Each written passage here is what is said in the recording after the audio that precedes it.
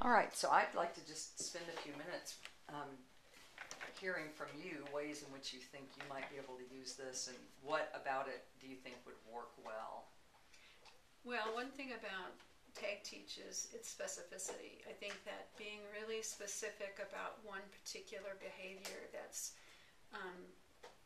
nameable and describable and doable by a child would be very helpful in trying to shape behaviors in kids who tend to not use please, thank you, who tend to be controlling, which is the population that I work with.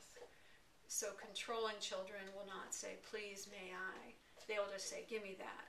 And so if a child were to have a please, may I as the tag, and he was able to have his own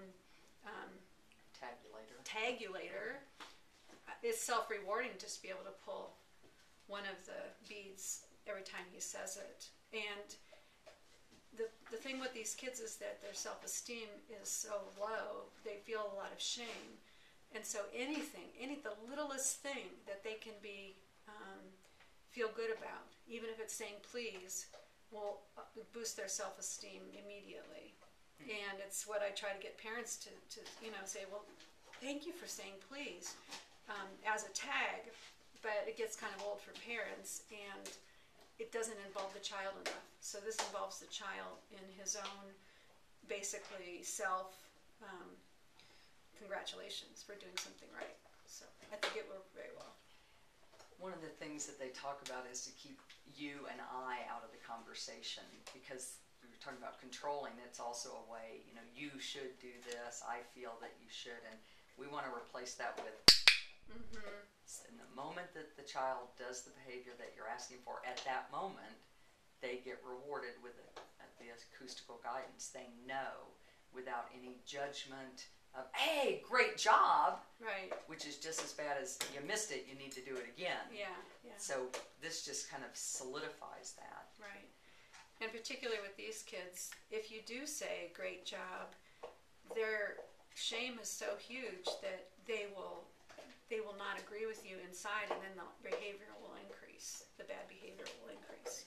Whereas that is it's a nonverbal, first of all, and it's associated with something very positive, an affirmation for a child.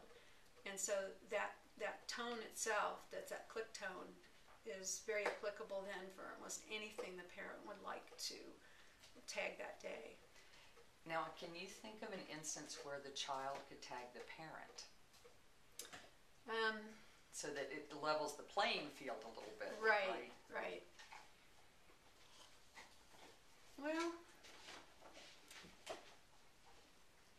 I don't know. I guess in the work with the particular children that I work with, it would not be a good idea for the child to tag the parent, because that gives the child that sense of control over who should be in control, and so it really wouldn't work very well with the population that I work with.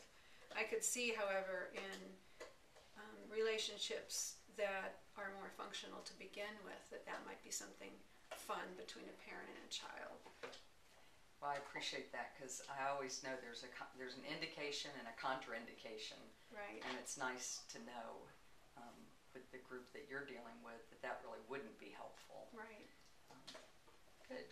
Any other comments that you say about how you might use this, or would you consider using this in your practice? I would consider teaching a parent how to use this with a child for specific behaviors, because parents with this population are so frustrated and they lose their temper so quickly.